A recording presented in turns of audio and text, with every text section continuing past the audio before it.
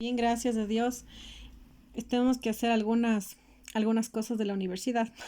Y dentro de estas formas es como de liderazgo.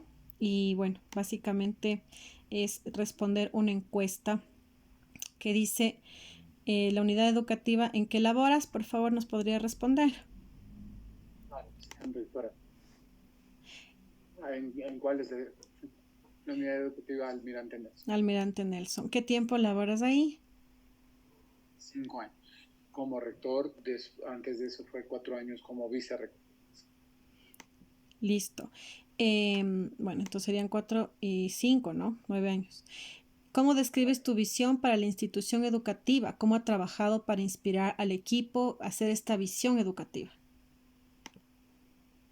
Bueno, creo que es un factor multidisciplinario. Entonces, definitivamente es el hecho de entender que los chicos de hoy necesitan un entorno cálido, pero firme. Necesitan poder entender que hay límites, necesitan poder comprender el mundo que tenemos y en base a eso trabajar para que ellos puedan alcanzar su mejor versión. Dentro de eso se tiene que crear un espacio que genere oportunidades de aprendizaje que lleven a ese crecimiento, porque eso no se da solo, ¿no? Entonces eso involucra a todos los docentes, involucra a todo un equipo que va por detrás, que permite que los chicos puedan desarrollar su mejor ser.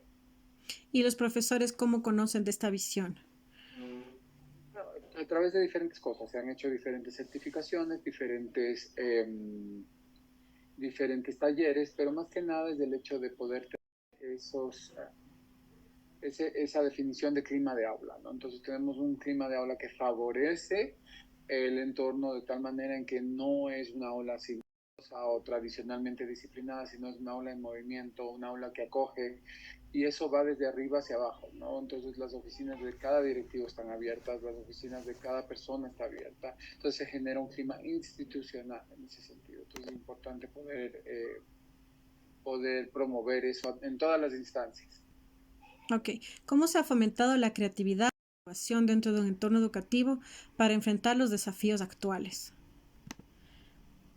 Básicamente tomamos en cuenta que los objetivos de aprendizaje o perfiles de salida no son muy negociables, pero el resto todo es de acuerdo a lo que el docente quiera hacerlo. Si quiere hacerlo de cabeza, parado, de mano, si quiere hacerlo cantando, no hay problema. O sea, cómo llegamos a la meta, de ahí respetamos la calidad y también esos talentos que tiene cada docente, porque si uno trata de imponer la forma o el medio, realmente vas a volverlos incómodos de lo que ellos ya tienen un talento para desarrollar, ¿no? Entonces eso se vuelve como difícil de poder hacerlo si es que uno lo impone, ¿no? Entonces hay cosas no negociables, como digo, pero de ahí el resto, el docente es el dueño de su aula.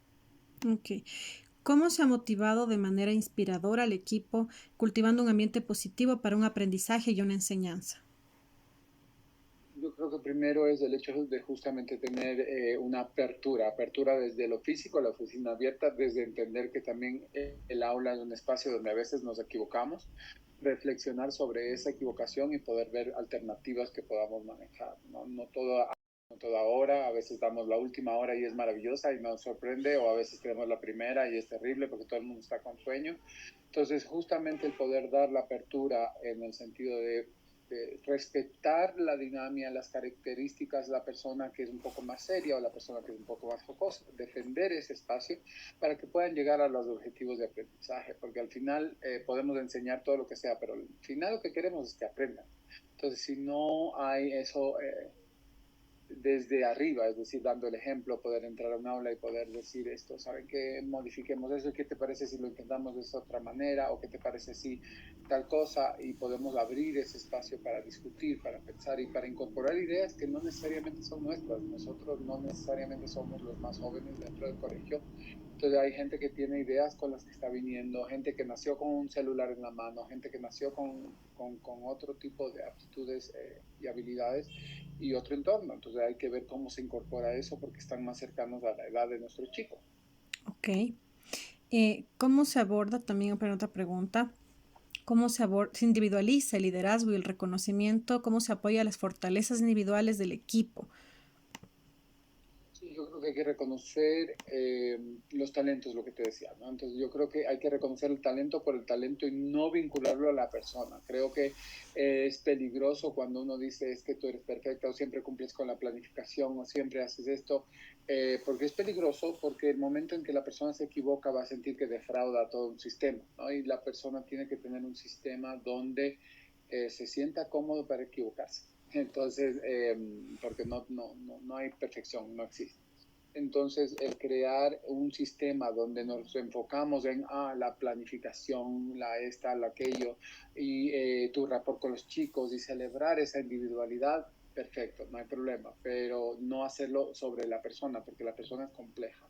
Entonces, sí creo que hay que reconocer, pero igual que con los chicos, reconocemos sus logros sobre el logro y no sobre la persona, porque todos tenemos derecho a no tener etiquetas dentro de ese sentido. Muchas gracias por esa respuesta. Y la última dice, ¿cómo se ha gestionado situaciones conflictivas dentro del equipo, fomentando el clima laboral favorable, de colaboración? Que de frente, honestamente, porque creo que cuando las cosas se hacen por atrás o las cosas se hacen como tratando de tapar las cosas, es como poner tierra en una herida, ¿no? Entonces, tarde o temprano se termina infectando. Entonces es importante ser muy frontal al respecto, respetuoso sí, pero hablar con cada persona, no en confrontación. Yo sí creo que eso no es fructífero.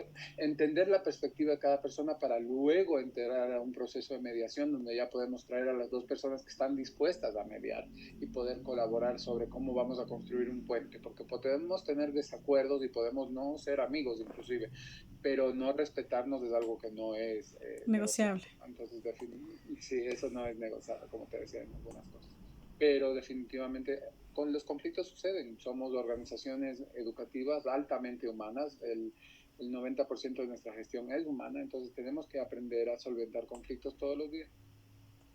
Ok, y esas son las preguntas para la Universidad de Indoamérica con la materia de liderazgo. Muchas gracias por el tiempo, Joy.